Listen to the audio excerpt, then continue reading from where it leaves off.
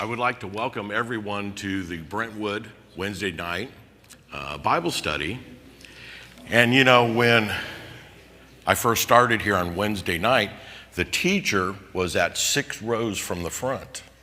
And I noticed through time, he moved to row 7, row 8, 9, 10. So actually last week I was at that row and I'm moving back. So I'm trying to see if you actually will follow me back to the front. But before we begin in chapter 6, just a quick review of the first couple of verses, I'm going to ask Brother Adam if he would lead us in a word of prayer.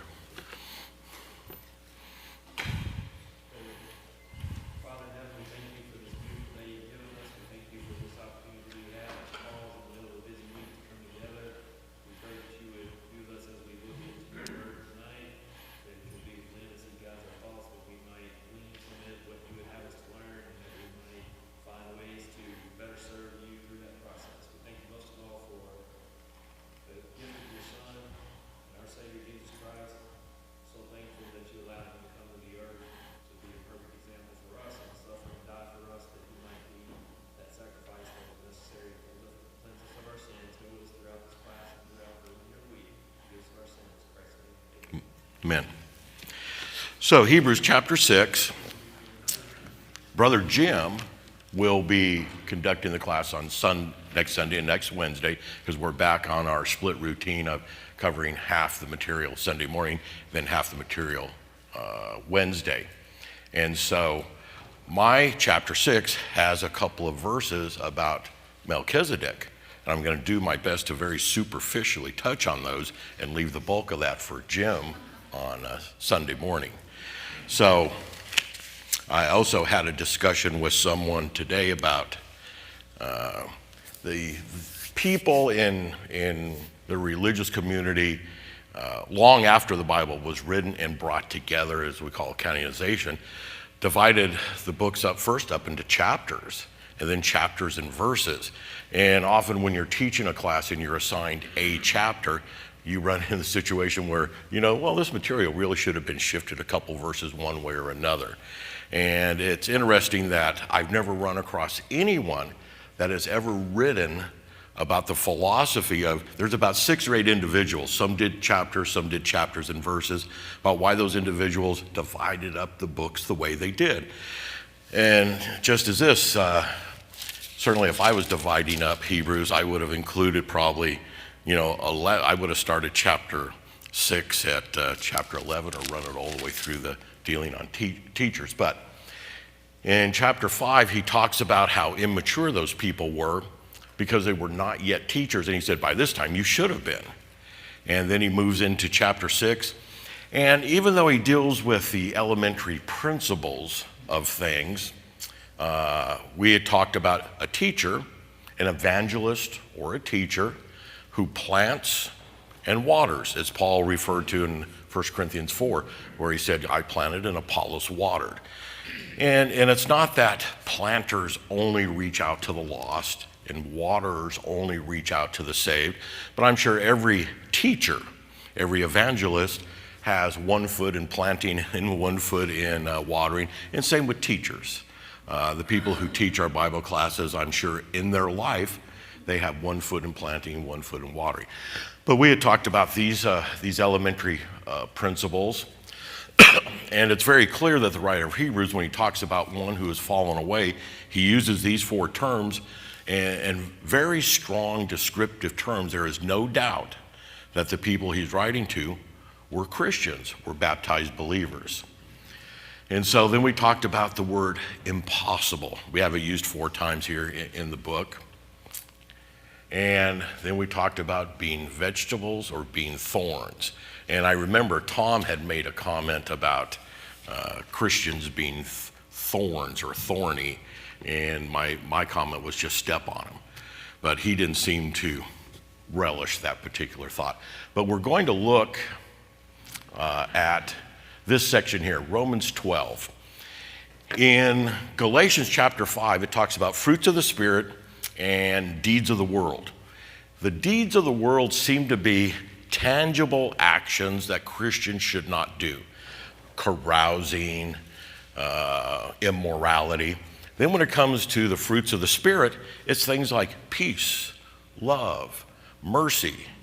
And I've often wondered why the writer of Galatians, and of course the simple answer is he was inspired of God, so God chose to write it that way, that when he lists the things that Christians shouldn't be doing, he talks about real evil acts that people engage in. And then when he comes to the part to describe where Christians should be adding to their life, they talk about, or he writes about, these mental attributes that make us a better person. But here in Romans 12, verses 1 and 2 talks about how our entire life is a form of worship to God. Then 4 through 13, and really what I want to talk about here is our ministry to the saints. In Hebrews chapter 6, I'm going to say, let's read 11 and 12. And we desire that each one of you show the same diligence so as to realize the full assurance of hope until the end, that you may not be sluggish, but imitators of those who through faith and patience inherit the promises. So we look at these items from Romans 12, and we have actual tangible acts that people need to engage to. You cannot be ministering to the saints in these particular areas simply by thought. You have to actually get out and do something. Now, prophecy, I have it listed up there, gospel proclamation. The difference between a gospel preacher and a gospel teacher is really just semantics when we talk about it. But in our system, we look at the preacher who has a one-way dialogue with the congregation on Sunday morning. Those of you that say amen, that still doesn't qualify as like a two-way dialogue, even though it's very encouraging to hear you say that. But teaching, we look at a teacher as one who engages with students in a two-way dialogue. And I know every teacher has his frustrations with a class, with questions, and I always say handing a dead question to a class is like handing someone a dead fish. Now, if you're a fisherman, you're going to relish that. You're going to take that dead fish, take it home, gut it, and eat it. But the average person, if you walk up to them and hand them a dead fish, they just look at it and think like, why did you hand this to me? So it's not always a group of students. Maybe the question just isn't that easy to answer. But what is a teacher? What would be a technical definition of a teacher? We have a teacher in the audience, so I thought maybe we would ask the teacher, what is the definition of a teacher? Well, in Spanish, the verb is enseñar, which means to show. I think that's a big part of what it is bringing things to light and helping people understand how things work and laying it out in the best way you can to make them see it the way that you see it, more advanced in knowledge. All right, thank you for those words of wisdom. And one thing I'll share with the class, what he said is help your students to see the way you see it and help them to see it that same way. So, we have prophecy, teaching, exhort, speaking to the weak. You can't mentally be an exhorter. You have to physically say the words to someone who's weak. Now, the biggest challenge we have here is when we look out into the congregation, there's no one here that's weak. So I guess I have no one to exhort. Now, that's truly a fallacy. The better we get to know each other, the better we're going to know what each of our weaknesses are. But as an exhorter, you're going to be that person who looks out and says, I see a weakness in this person's life, character, service to God, and I'm going to speak to them about it. Now, if you are a skilled exhorter, you're going to exhort that person in such a way that they're going to be motivated to change their actions, their lifestyle, their attitude, and move from a point of weakness to a point of strength.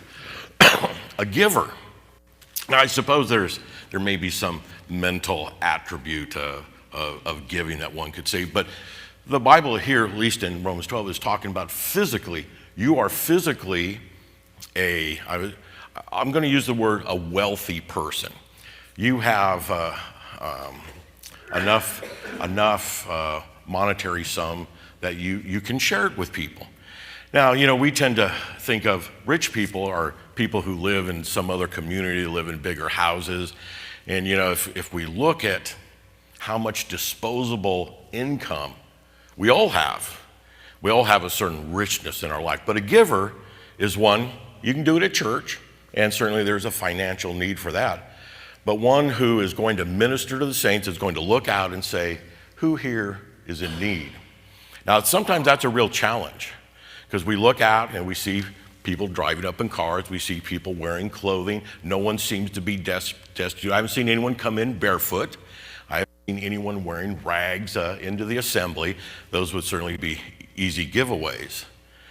But now if you're a giver, you have disposable income, and your ministry is going to be sharing your disposable income with those. And the basics are food, clothing, and shelter.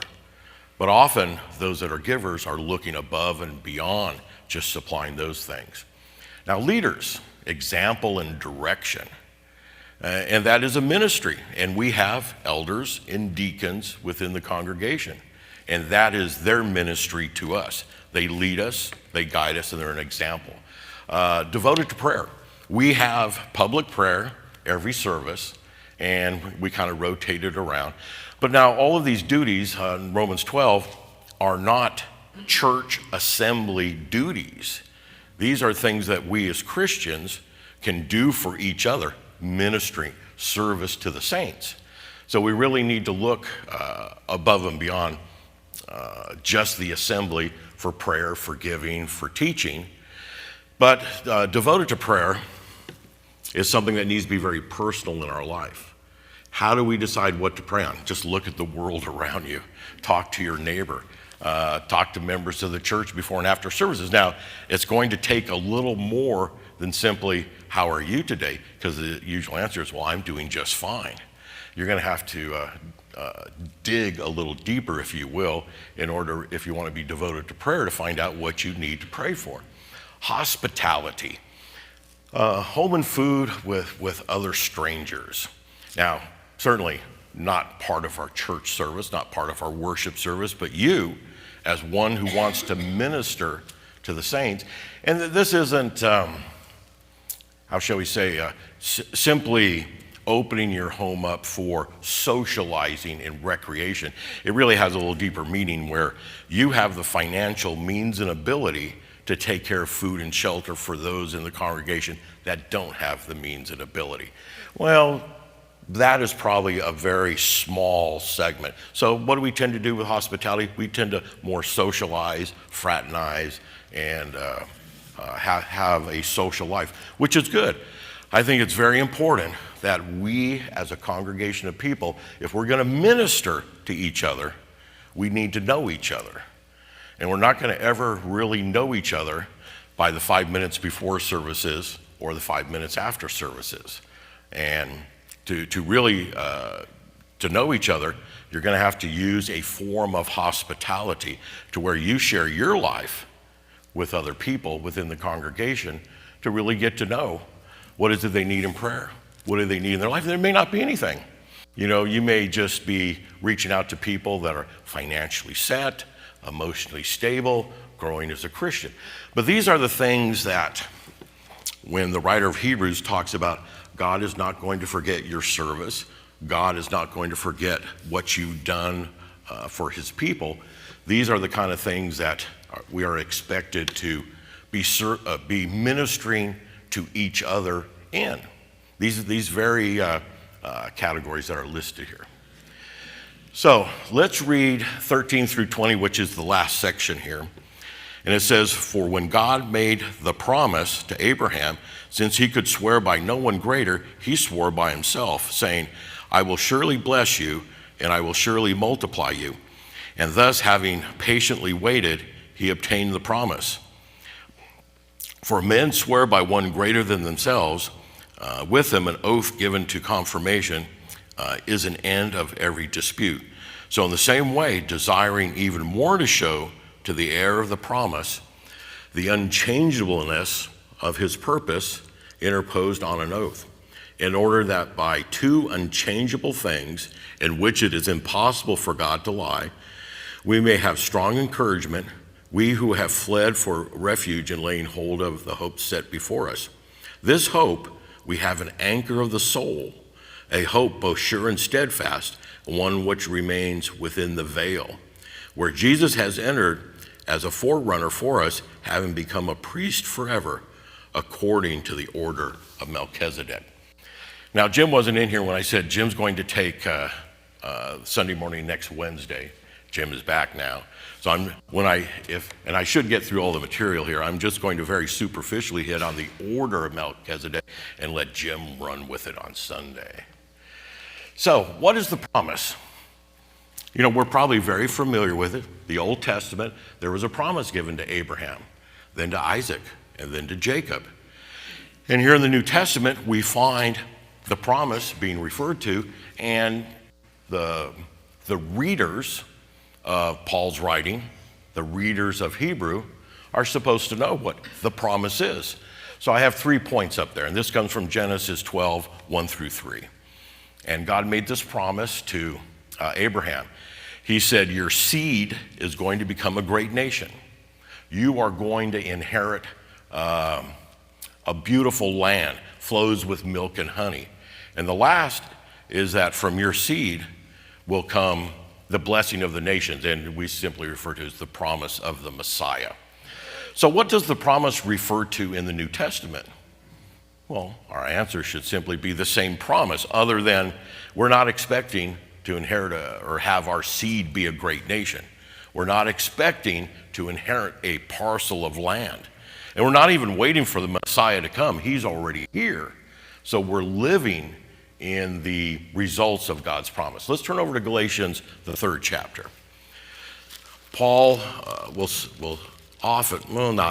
he occasionally makes a reference to the promise.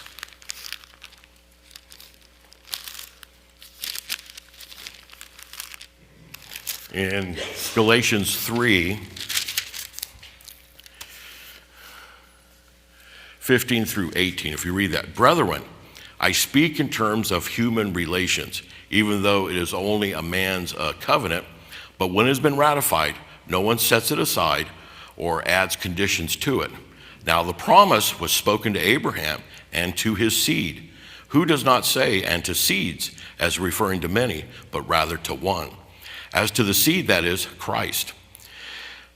What I am saying is that the law, which came 430 years later, does not invalidate a covenant previously ratified by God, so as to nullify the promise. For if the inheritance is based on law, it is no longer based on a promise, but God has granted to Abraham by means of a promise. So we see the insight of Paul to the promise. Now, the Jewish nation, they'd been speaking about this promise for centuries. The Jewish nation, by the time of Christ, they'd already seen themselves grow into a great nation.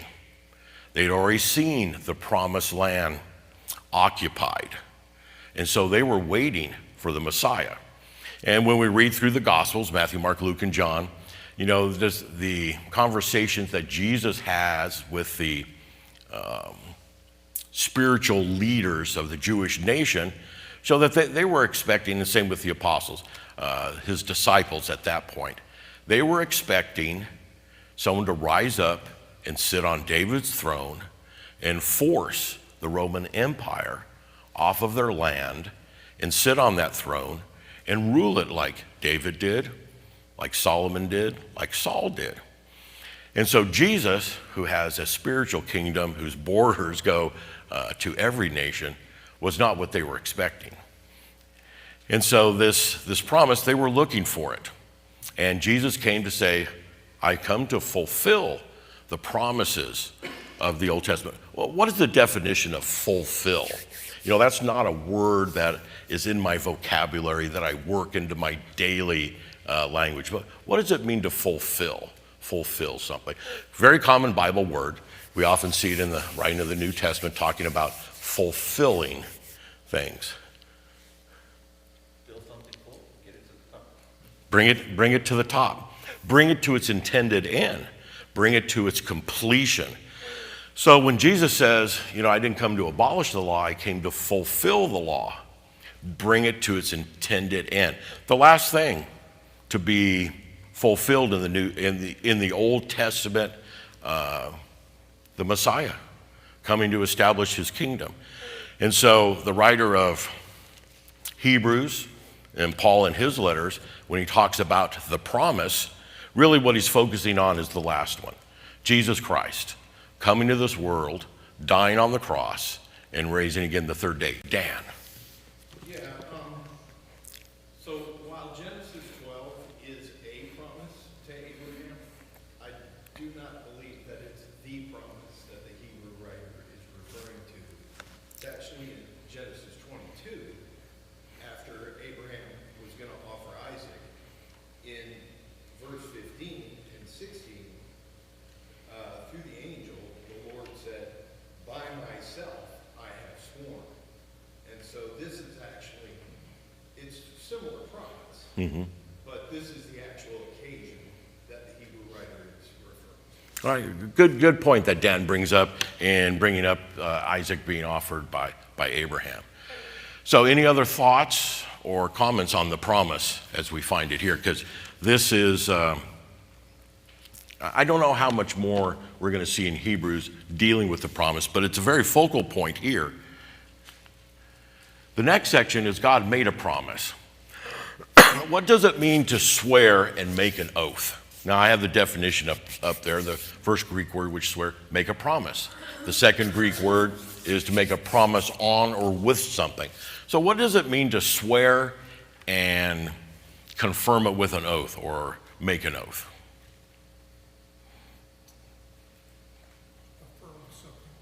Promise something. Oh, affirm something? Okay, promise something. So, I mean, the word is fairly simple. Now, we're going to look at James 5:12, which tells us as Christians that we're not to swear. We're not to make an oath. But here we have God swearing and making an oath. Let's turn over to James.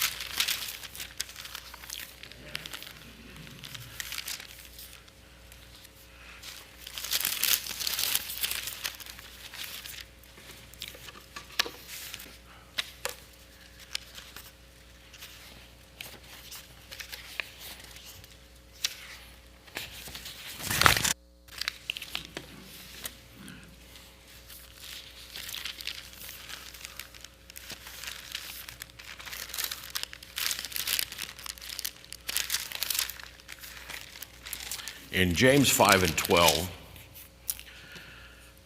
but above all, my brethren, do not swear either by heaven or by earth or with any other oath, but let your yes be yes and your no be no, so that you may not fall under judgment. How many times have you heard of a religious person or a Christian who voices that they're concerned about going to a court of law, where they're going to be asked to swear on the Bible, to take an oath, or if anyone has been there recently, at least the few times I've been to court, they're not making you put your hand on a Bible anymore, and they don't ask you to swear. They ask you to promise. Do you promise to tell the whole truth? And it seems like in our modern vernacular, I can remember when older Christians, when they said, I have to go to court and I don't want to swear because the Bible tells me not to swear. Does the Bible tell you to keep your promises, to be truthful? Well, yes, it does. Well, isn't that really what you're doing? Which it is. And I suppose they've, just changed it to a more modern concept to say, raise your right hand. I promise to tell the whole truth and nothing but the truth. Anyone here know why they ask you to raise your right hand in a court of law?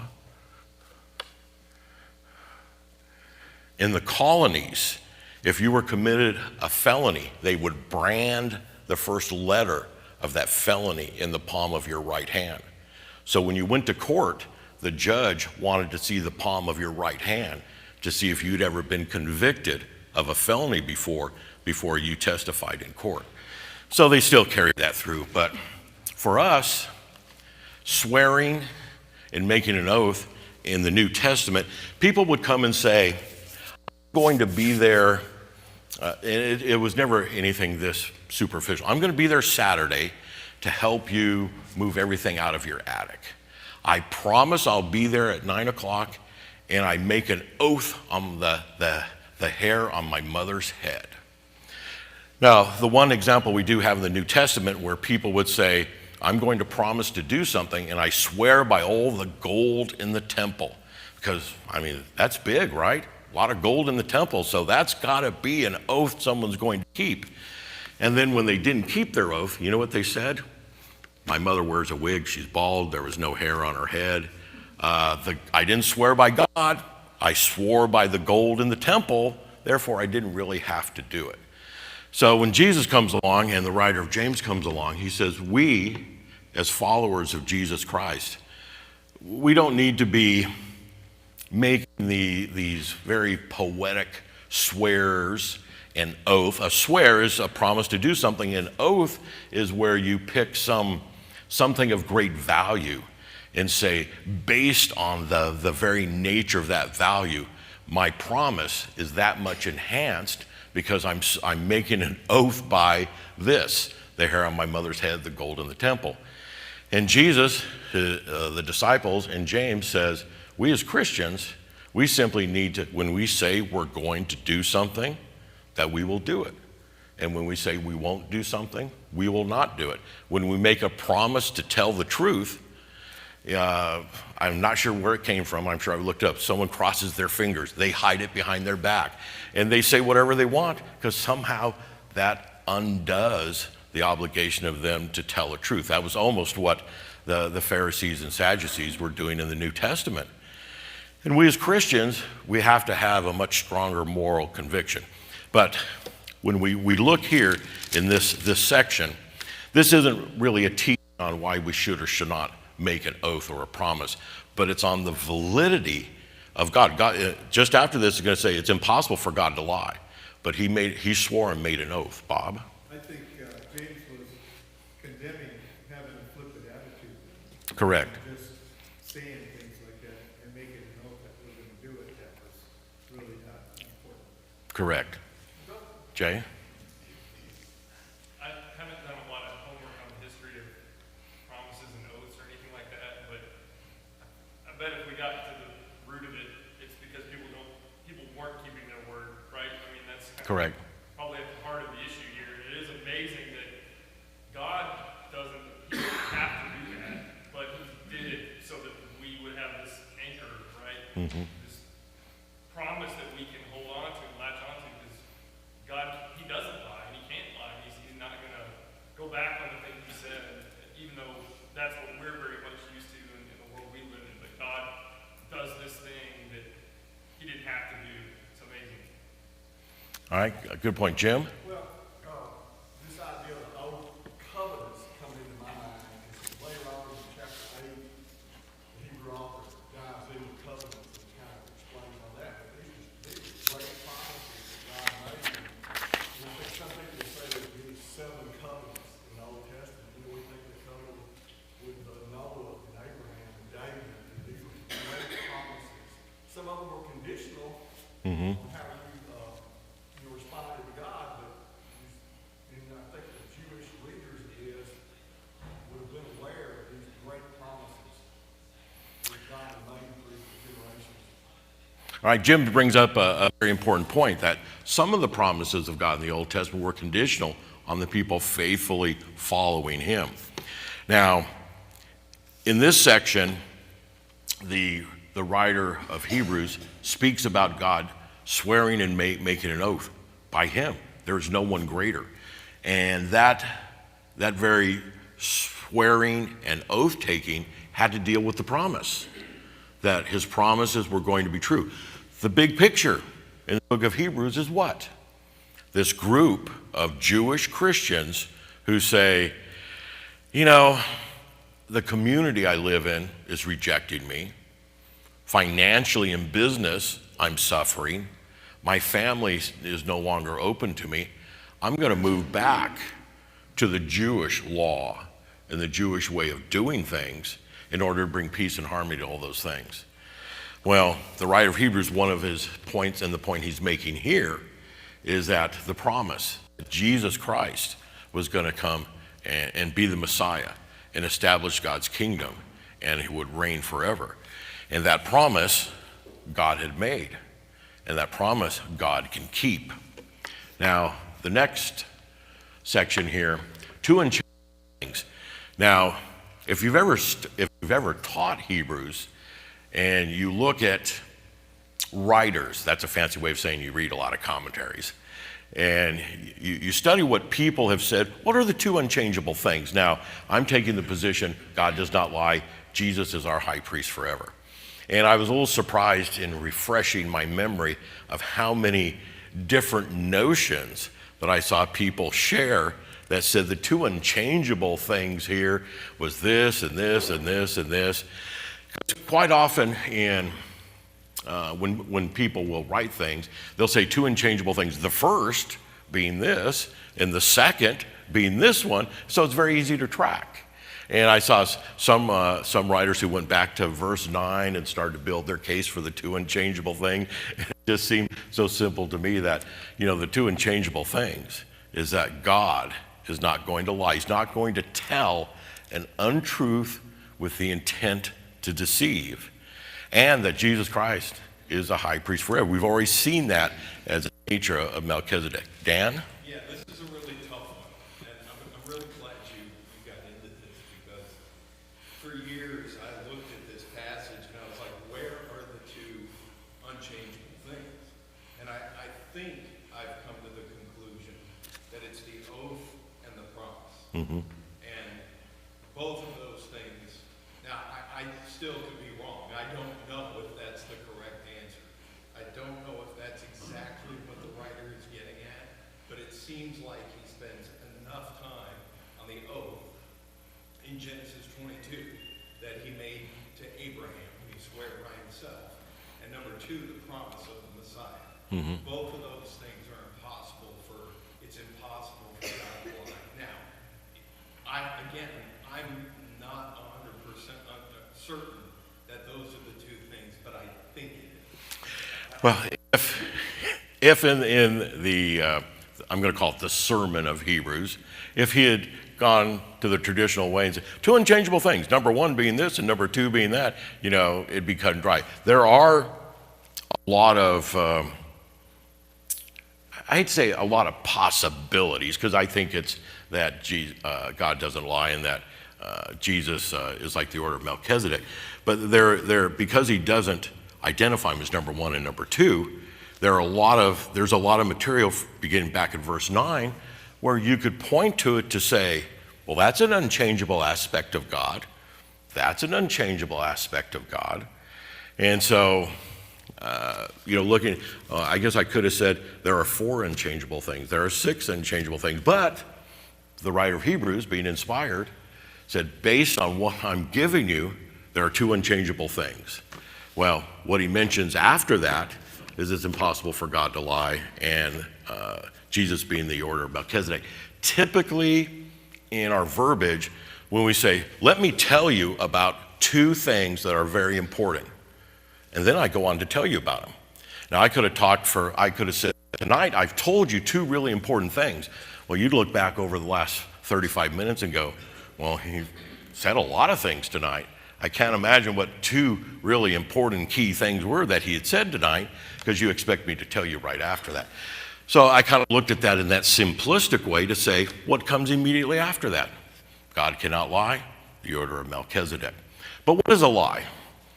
Since we're on that, and as a teacher, I want you to kind of explore. I have the Greek word up there, spoken untruth, spoken with the intent to deceive. I added that because they usually say an untruth. Well, the typical nature of what we lie about is that we speak these lies for one reason or another. For centuries, scientists said the earth was flat. Were they lying? For centuries, they said the sun revolved around the earth. The earth is the center of the universe, and everything revolves around the earth. Were they lying? No, because they believed that to be the case. They weren't intentionally trying to deceive you into something. So, for us to lie, we have to have a handle on the truth. And then we're going to choose to not share it, not tell it. Why do Christians lie? I remember a gentleman I worked with who was Jewish. And one day I walked into his office and he was eating a ham sandwich. And I looked at him and I said, Maury, are you eating a ham sandwich? He said, Lynn, are you a Christian? Do you ever lie? Well, I said, okay, you're eating a ham sandwich. So that was his response to justify why he was eating a ham sandwich. So why do Christians lie?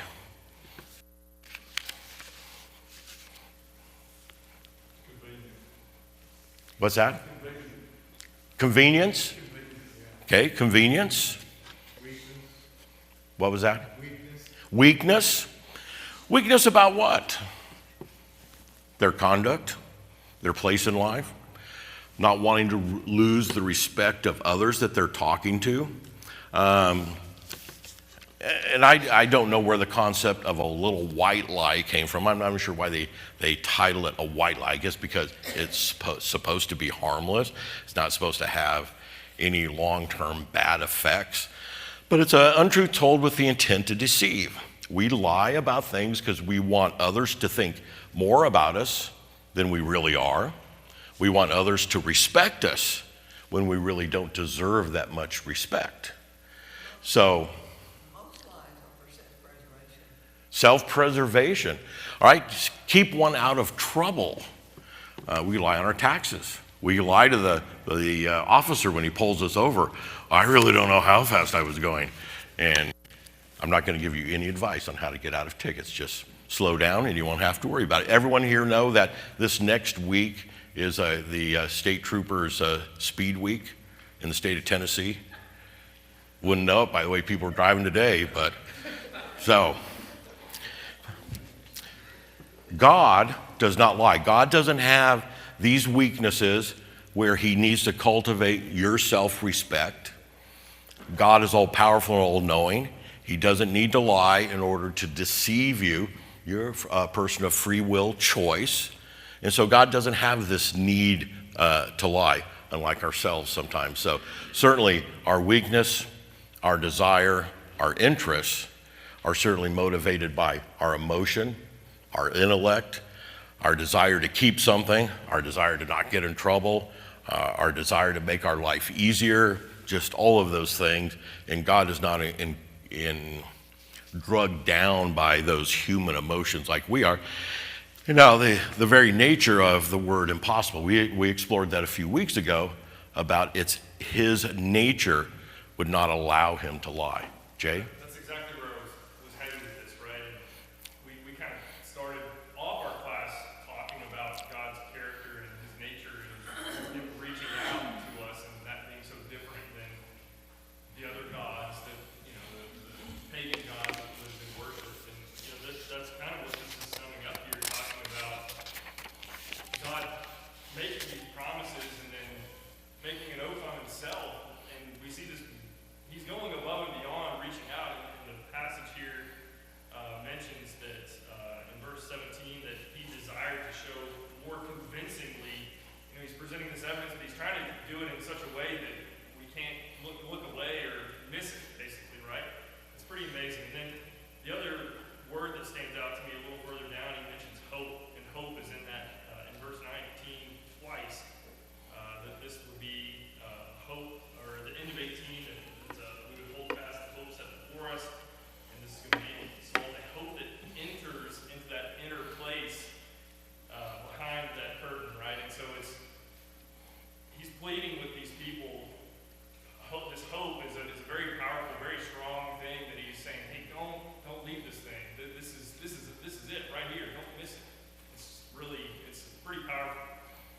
All right, Jay has moved us into this second to the last section. And these are the words from a song. We're familiar to it. It rings with us when we hear it. This hope we have as an anchor of the soul, our hope both sure and steadfast, and the one which enters within the veil. Now, hope is an expectation. How many of here are going to heaven when they die? I'll give everyone a chance to think about it so you can get your hands up, because I would expect 100% of all baptized believers to say they are going to heaven. How many have you ever heard someone say, well, I hope I go to heaven? Well, you've heard people say that. We tend to look at hope as like, I have this desire and this wish. It's an expectation. I hope my wife is home tonight. Well, I have full expectation she's going to be. There's no reason why I would think she's not going to be home. Now, he talks about sure and steadfast here. What kind of notions come to mind when you use the word sure and steadfast? Unmovable, positive. He just got done talking about two unchangeable things. Some writers have said, well, he's probably talking about sure and steadfast, or he's talking about hope and steadfast. It's like almost every single word from verse 9 all the way to 20, 2 words have been, selected.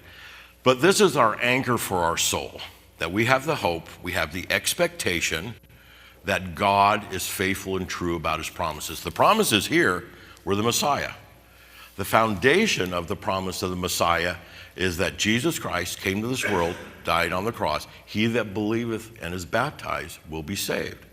That is our expectation, that when we have said, I believe that Jesus Christ was the Son of God, we repent of our sins, we are immersed in water, we come up, we're a Christian. Our sins have been washed away. We have the hope, we have faith, we have expectation. Why? Because we believe God's promises. Dan. Yes, but we have to be very careful about that because we can have hope, according to what the Hebrew writer is saying, according to what God has promised, yes. Mm-hmm. But we have to be very careful that we don't overstep this line of grace and teach the wrong thing about grace. It's not once saved, always saved. So I don't believe anybody in this audience can raise their hand and say, I am going to heaven, because none of us are the judge. We have to be very careful about that. We have a hope that lies in Jesus Christ. That's all we have. Now, is that a promise from God? Yes. Whether we fulfill that contract is another thing altogether, and that's up to God. Well, we had just finished the section on falling away, and the writer of Hebrews is telling these people, you can fall away. Now, they no longer have that hope. We are almost out of time, and I did want to just hit this so I can be all done with chapter 6, and so that Jim can start with Melchizedek on Sunday. Not going to read those two passages. Those are the only two passages in the Old Testament where Melchizedek is mentioned. Genesis 14, he comes out to see Abraham. Psalms 110, it's a song written by David about what he did. It talks here about according to the order of Melchizedek. What does that mean? I'm of the order of Marines. I'm of the order of Costco. Well, that means that you're associated with that group and you've made some qualifications in order to be of it. So what is the order of Aaron? Well, you had to be born of the lineage of Aaron. And what were your duties? Those were the Levitical duties of the Old Testament. What is the order of Melchizedek? You were selected by God and you were to perform godly duties. So two distinct orders. Now, a lot of times people want to get caught up, well, he had no mother, he had no father, he has no end. Is this like Star Wars or something? And no, it's talking about this kind of order where the order of Melchizedek, if you're going to be a priest of that order, God is going to directly select you and he's going to give you duties to perform, which is exactly what we find of Jesus, the Son of God. So in that way, he is of the order of Melchizedek. He's not of the order of Aaron, because their duties were gone. But their duties were go to the temple, offer these sacrifices, wash yourself, wear these robes, and make sure that you are of the lineage of Aaron before you can do these things. So we are out of time. We're going to finish there, and Jim can pick up with chapter 6 and verse 1 on Sunday.